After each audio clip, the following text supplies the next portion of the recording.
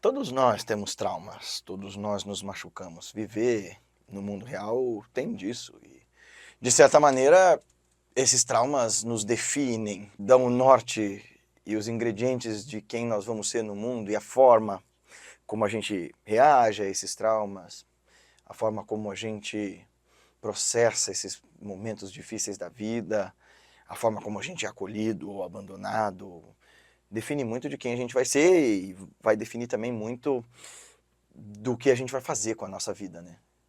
Nesse sentido, aquela ideia de Swami Shivananda, de que você planta uma ação, colhe uma tendência, você planta uma tendência, colhe um hábito, planta um hábito, você colhe um comportamento, planta um comportamento, você colhe seu caráter, planta o seu caráter, você colhe seu destino, começa muito com esses eventos definidores, que a gente chama de traumas e tal. E aí, há uns dias atrás, eu estava com a minha orientadora e minha co-orientadora na praia, olha que loucura. E antes da gente dormir, a Elisa sugeriu da gente assistir a um filme, aliás, a uma entrevista da Oprah Winfrey com a Viola Davis, que está lá na Netflix, esse aqui. E a Viola Davis, que é essa atriz brilhante, com esse monte de papéis aqui, contava sobre um livro que ela escreveu durante a pandemia, chamado Find Me, tem aqui em português o título. Eu corri atrás do livro, eu ouvi barra ali, e eu queria falar um pouco sobre essa capacidade de, com grande esforço e grande cuidado, você saber ressignificar seus traumas. Não importando a sua história, você saber dar a volta por cima disso, né? Mirar na sua transformação e sair do inferno. Porque é um pouco sobre isso, sabe? Esse livro da Viola é muito sobre alguém que superou o inferno, mas que começou a se autorrealizar depois que voltou para lá para reobservar essa história toda.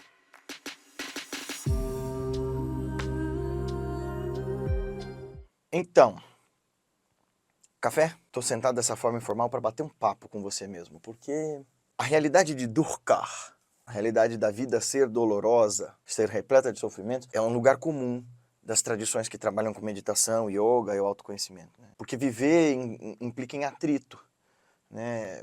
Na confusão e na confluência de vontades diferentes e divergentes, na confusão e na confluência de caráteres diferentes e divergentes. Então, crescer dói, né? Na realidade da vida, quando a gente está crescendo, naturalmente dói. Então, criança tem pesadelo quando está sentindo as dores do crescimento, sente dores, né, com essas dores do crescimento. Quando os dentes estão nascendo, tudo isso é parte natural da vida. Trauma é uma outra coisa. Então, por um lado, nós, enquanto cuidadores das gerações que vêm depois de nós, gostamos, né, de poupar a vida dos nossos filhos, sobrinhos e tal. E eu ouvi uma vez, de forma assustadora, de uma mãe que eu atendi numa das nossas entrevistas particulares, ela falar: eu gostaria de poupar meu filho de toda forma de sofrimento. Eu disse: então você está criando um monstro ou uma pessoa inútil. Porque o sofrimento, de alguma maneira, nos dá o tom da realidade do mundo, sabe? Eu percebi isso enquanto eu ia aplicar as pesquisas para as crianças nas escolas públicas, e uma dessas escolas tinha muitas crianças refugiadas de outros países, do Haiti, do Egito, crianças de 9, 10 anos. Havia uma seriedade e uma qualidade de aplicabilidade no estudo, assim, de tenacidade com o estudo, nessas crianças refugiadas, que era, para mim, muito notável, era muito diferente das crianças brasileiras. E olha, eu estou falando de escolas públicas. E eu pensava, nossa, essa maturidade é fruto de um sofrimento terrível. Primeiro sair da sua pátria mãe, porque isso já é traumático, né? E sabe lá Deus em que condições. E não, eu não estou fazendo uma ode ao sofrimento, dizendo que o sofrimento é legal, nada disso. Estou dizendo, apesar do horror do sofrimento, essas crianças estão aprendendo a viver de novo, estão continuando a viver bem. E é engraçado que nas entrevistas, quando perguntava para elas se elas eram felizes, todas diziam que sim. Aí vamos para o livro da Viola Davis, né? Porque ela disse que estava numa crise existencial depois de se tornar a primeira mulher preta a chegar no patamar que ela chegou em Hollywood, sendo super premiada, condecorada, e vamos dizer, vamos fazer justiça a isso, já não era sem tempo, né, que Hollywood reconhecesse o talento de outras pessoas, né, agora inclusive a gente teve aquela atriz maravilhosa que sempre achei incrível, desde O Tigre e o Dragão, e ganhou o Oscar de melhor atriz por causa do filme lá, e foi muito bonito ela dizendo, né, ó, sou uma mulher asiática de 60 e poucos anos e estou sendo premiada, e isso mostra para as próximas gerações, vocês podem também. Então isso é lindo, mas assim, quando você faz parte de alguém minorizado, de alguém hostilizado, de um grupo hostilizado, ou quando você particularmente é hostilizado, desde muito cedo é muito difícil você olhar para as injustiças e os problemas do mundo e saber ressignificar isso, né? Meu mestre costuma dizer que não é que os sofrimentos nos façam melhores, mas o que a gente faz com os sofrimentos posteriormente a eles, né? Como é que a gente olha para esses sofrimentos e tenta aprender com eles, e tenta reagir durante os momentos de trauma de forma diferente do trauma anterior, do desafio anterior. E o livro da Viola Davis, gente, nossa, é muito chocante para mim ver que você pode, ou pelo menos décadas atrás podia, estar num país de primeiro mundo e sofrer em cidades grandes e ricas miseravelmente. A família dela, vou colocar aqui umas fotos da família dela criança. A família dela passava uma penúria e uma miséria, cercada de um país de primeiro mundo cheio de recursos, que era muito assustador e muito aviltante. Ela via tanta violência desde cedo em casa. Eu não vou ficar dando spoiler do livro, porque eu realmente recomendo que você leia. Mas ela via tanta violência que ela foi se acostumando. Ela conta que ela era uma aluna péssima e que se comportava muito mal, mas é porque em casa era a definição do inferno. Eles passavam fome, eles passavam frio, eles viam a mãe ser espancada a quase morrer, quase que diariamente, pelo pai. E a Viola foi vivendo isso tudo, a Viola foi vivendo isso tudo. Em algum momento ela, que era uma criança retraída, tímida, que fazia xixi na cama todo dia, olha o nível do trauma, ela encontrou em alguns professores o caminho, alguns professores que não a discriminavam, porque inclusive tinha isso, né? Ela sendo uma garota preta e pobre, ela era altamente discriminada, embora ela e as irmãs fossem excelentes alunas. Por quê? Por uma época, a irmã mais velha delas foi morar com uma outra família, uma família de adoção, e ela entendeu que o caminho para sair do sofrimento, o caminho para criar outra vida era a educação. Então ela começou a imputar isso na cabeça das irmãs. Olha, a gente tem que sair daqui. Ela semeou na cabeça da Viola Davis a ideia de que, ó, dá para viver uma vida diferente, dá pra gente chegar lá, dá para ter sucesso, apesar da gente estar nesse buraco. E, cara, ela foi conseguindo isso, porque ela descobriu, por conta desses professores incríveis, que ela poderia ser uma excelente aluna, né? E ela e a irmã tiravam as melhores notas, e era terrível, porque, eventualmente, outros alunos tinham ciúmes. Tem uma cena do livro que me pegou tanto, porque elas estavam fedendo. Ela fala isso, a gente fedia porque a gente não tinha como lavar roupa, porque era um frio desgraçado, a gente não tinha como tomar banho, porque não tinha aquecedor, então a gente tirava muito mal, e eu fazia xixi na cama toda noite, então eu ia fedendo a mijo. E a gente, elas moravam numa cidade, eu acho que era Boston, não sei, acho que era Boston, e que era muito frio. Imagina, frio abaixo de zero, tal, neve e tal. E aí ela chega na diretoria para tomar uma esculachada de que elas tinham que aprender a tomar banho, se higienizar e tal. E a irmã tava lá também, a irmã mais velha, aquela que tinha morado com uma família adotiva, e ela tava lá para tomar essa bronca. E por quê? O professor tinha zerado a prova dela simplesmente porque um aluno, vendo que a garota preta tinha tirado a melhor nota da sala, falou, ela trapaceou. E o professor racista que era, nem discutiu, ele só zerou a prova da menina. E aí ela conta que no dia seguinte, e que naquele mesmo dia ela chegou em casa, e ela se lavou de um jeito obsessivo, assim, que ela chegou brilhando no outro dia na escola, achando que a professora ia reconhecer aquilo. E nem isso rolou. Ah, tá bom, beleza. Ela tomou banho e foi ignorada. Isso tudo machuca. Apesar disso tudo, a Viola se tornou uma artista excepcional e foi usando do teatro como um meio de se terapeutizar e de ultrapassar esses momentos terríveis. E ela conta, né, que conforme as pessoas, o professor de teatro ia contando da vida do ator, falava assim, quem quer ser ator? Aí todo mundo levantou a mão. E ele ia começando a contar das dificuldades. Ó, você vai ter que pagar, você vai ter que passar um tempão sem conseguir papel nenhum. Aí todo mundo começou a baixar a mão, começou a baixar a mão. Quando ele foi descrevendo todas as dificuldades da vida de um ator, no final só restou ela com a mão levantada. Ela falou, eu sabia do meu sonho, eu queria fazer aquilo ali. E na boa, passar miséria, sofrimento, violência e tudo mais, isso era o que eu vivia na minha vida diária, nada daquilo podia me assustar. Eu falei, vixe. E ela conseguiu, e ela foi pra Broadway, ela foi incrível. E aí ela chegou em Hollywood, foi premiada e tal, e na pandemia ela foi obrigada a olhar para trás. E aí na pandemia ela foi obrigada a olhar para si mesma e tal, e ela já fazia terapia há muitos anos. E aí ela começou a escrever sobre isso, né? O processo. Muito bonita a vida dela, gente, sério, vale muito a pena. E ela contando como ela ressignificou os traumas, como ela conseguiu passar de odiar o pai a amar o pai no fim da vida e cuidar do pai. E daí, gente, assim, isso tudo me fez pensar como é que a gente fica nessa comiseração, né? As nossas histórias, os nossos traumas nos definem. E eu, conversando com a minha orientadora, agora um pouco de história confessionária aqui, né?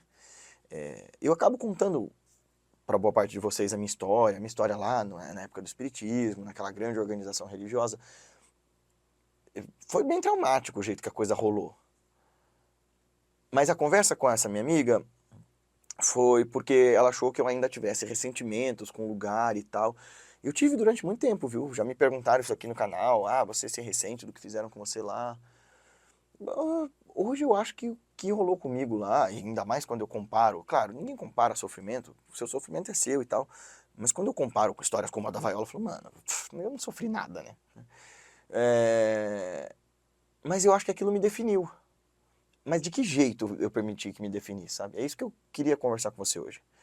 A Viola foi o que foi por causa da tenacidade que ela criou, apesar daquele sofrimento todo. Beleza, mas aquilo custa muito caro. Então, em algum momento, seus sofrimentos te definem sim, mas você vai ter que revolver essas histórias, sobretudo com a ajuda de um profissional, para conseguir transformar esse material todo em algo que preste. Sabe, transformar esse ranço interno, esse lugar, essas rachaduras internas em alguma coisa. Dá muito trabalho fazer isso. Isso que é revolução de si, né? Você aprender a enxergar diferente aquilo que aconteceu com você. E veja, a gente não está falando aqui de você revisionar a história, né? Daquela coisa do revisionismo, há um consenso histórico, aí vem essa galera negacionista, por exemplo, dizer, sei lá, aquele movimento do tio Adolfo é de esquerda. Não, cara, não é. Fim, isso é revisionismo, isso é loucura, não é. E eu só estou dando exemplo do que é revisionismo. Ah, não, vamos lá, um revisionismo mais clássico. Os Estados Unidos querendo dizer que eles ganharam a guerra do Vietnã, quando não rolou assim. Eles saíram de lá porque estava inviável. Destruíram o Vietnã e tal, mas estava inviável continuar a guerra. Então, o que eu estou dizendo para você fazer com seus traumas não é isso. Você negar que aconteceu. Não. Eu via meu pai espancar minha mãe todo dia, mas aquilo não foi ruim, aquilo mudou meu caráter. Ah, não. Eu fui expulso da organização religiosa em que eu nasci, fui vítima de abuso moral, de assédio moral, por uma multidão de gente que eu admirava, mas isso foi bom para mim. Não foi uma merda. Mas o olhar que eu criei por sobre aquilo construiu uma pessoa nova quando eu permiti. Essa é a parada. Gente, você não tem como evitar o sofrimento. Não tem como você aprender a desviar como o Neo desvia das balas. Não dá. O Neo mesmo toma um tiro na hora que ele tenta fazer isso. Se você nunca assistiu a Matrix até hoje, você tá errado. Inclusive, se você falar de Red Pill e essas coisas todas, você já tá errado de saída. E se você falar isso sem nunca ter assistido a Matrix, o que você merece é isso aqui, ó. Beleza, então vamos, lições do dia. Não fala sobre Red Pill, só idiotas falam disso. Lição número 2, se você não assistiu Matrix, você tá errado. Mas enfim, você não consegue desviar do sofrimento como o Neo desvia das balas. O sofrimento vai acontecer com todo mundo, inevitavelmente. O que você faz é criar um corpo de equanimidade. Olhar para dentro e usar dos recursos que você puder a partir dos seus amigos, da sua religião, da sua terapia, da meditação, do esporte, do esforço profundo e necessário que você faz para olhar para a realidade de uma forma nova, vigorosa e na qual você possa assumir as rédeas da sua vida, apesar das dificuldades e vicissitudes, porque todo mundo passa por elas. Claro, tem um monte de gente privilegiada nesse mundo, mas histórias como as da Vaiola, que parecem exceções à regra, provam para nós que quando você é obstinado e tem foco no que você quer na sua vida, dá para chegar lá. Parece papo de autoajuda, mas eu não estou falando dá para chegar lá em sentido de sucesso financeiro ou profissional. Dá para chegar num lugar que, apesar do sofrimento, apesar da sua vida não ser exatamente como você vai desejar que ela fosse, você consegue ressignificar as dores do que você viveu. E eu não estou, pelo amor de Deus, diminuindo as dores dos abusos que vocês possam ter vivido. Ela viveu isso tudo, tá? E eu estou usando o exemplo da Vaiola, porque assim, é uma mulher mais madura que eu, que viveu coisas terrivelmente piores do que eu, e provavelmente muitos de vocês vão viver, e que conseguiu ter esse olhar. De que, olha, eu precisei chegar lá no topo para descobrir que não era bem isso que eu queria. Eu achava que eu ia chegar aqui e ia estar satisfeita. E eu estou satisfeita de ter chegado onde eu cheguei. Ela não tá dizendo, agora eu vou rasgar minhas roupas e vou morar num bangalô. Não, ela tá dizendo, eu tô satisfeita de ter ficado rica e tido sucesso. Mas e aí? É a música do Raul, né? Ouro de Tolo. Confesso que eu estou decepcionado, porque foi tão fácil conseguir, agora eu me pergunto, e daí, né? Eu devia estar feliz porque consegui, porque tenho um bom emprego, sou dito cidadão respeitado, ganho 4 mil cruzeiros por mês, que posso, né? Então, essa música é sobre isso, é sobre essa frustração de olhar para dentro e não saber quem se é. E para saber quem se é, a esse nível do Vedanta, do Tantra, das escolas meditativas que querem fazer você chegar nesse cerne da experiência, onde você é a totalidade, primeiro você tem que curar essa criancinha, essa pessoa aí que foi tão machucada pela vida. Não no sentido de que você vai ficar comiserando isso pro resto da sua história e se fazendo de vítima para si mesmo e justificando cada coisa que acontece por causa disso. Não, mas você precisa reconhecer que no plano relativo, naquilo que cabe ao indivíduo relativo de você, você passou por coisas difíceis. Beleza, mas está na hora de ressignificar isso, de mudar a forma como você trabalha com esses fatos do seu sofrimento. Fato do seu sofrimento, doeu pra porra, ninguém duvida, nossa, você tem toda a legitimidade de estar machucado com isso, mas aí, como é que você cria força para sair desse lugar? Como é que você cria força para enxergar a realidade sobre si mesmo diferente? Nesse sentido, eu te convido tanto a fazer terapia, a buscar ajuda, a olhar para o lado, tem sempre uma mão amiga para ser estendida para você. E se você não enxerga isso, entre as pessoas que você está convivendo, assim, de coração, a gente aqui do Instituto, eu, de verdade, estendo a minha mão para ser do jeito que eu puder, um amigo de qualquer um de vocês que procurar. Não sei que recursos eu posso ter, mas às vezes a gente só ser um ouvido atento, um braço carinhoso para te levantar, já é o que basta, foi o que me ajudou em vários desses momentos. Nossos cursos, nossas atividades estão todas aqui disponíveis para isso, e pelo amor de Deus, isso não é uma propaganda. Sempre que alguém procurou a gente pedindo ajuda no meio de uma situação difícil, falando, eu queria estudar com você, mas eu definitivamente não posso pagar. Eu nunca neguei da pessoa vir estudar. Até porque esses conhecimentos sempre estiveram abertos para essas pessoas que estão disponíveis, cujo maior pagamento é esse, a vontade sincera de sair do sofrimento. A vontade sincera de abrir o peito como Baba Bhajarangi, né, como Hanuman faz, e abrir o peito para enxergar o que há ali dentro. E no caso do coração de Hanuman, há a presença inexorável do Senhor Rama e da Senhora Sita. Então, quer dizer, a presença de Deus no coração dele. É ali que se revela o cerne de quem ele é. O convite para meditar e ressignificar os seus sofrimentos é revolver para dentro e olhar o que há aí dentro desse centro, o centro do centro, para que você consiga ressurgir, renascer, ressignificar e reorientar a sua vida a partir do seu esforço, a partir do seu autotrabalho. Se quiser fazer isso, vai ser um prazer caminhar com você nessa estrada. Se quiser, se inscreva no canal, deixa seu like, seu comentário, participa do clube de canais aqui do canal, ajuda bastante a gente, você vai ter acesso a um monte de conteúdos incríveis e vem estudar com a gente. Nosso curso de meditação online, nossos livros e tudo mais estão disponíveis para isso. Até mais! Gostou desse vídeo? Então não se esquece de se inscrever no nosso canal, clicar no sininho para receber as notificações, clicar no joinha, deixar seu comentário, sua sugestão, sua crítica, seu elogio, seu comentário, seu apoio, etc e tal. Esse trabalho pode crescer na medida em que pessoas que acreditam nele o espalhem. Então pega esse link, manda para teus amigos no WhatsApp, no Facebook, no Instagram, em tudo quanto é lugar que você acha que ele possa fazer a diferença. A gente se vê no próximo vídeo.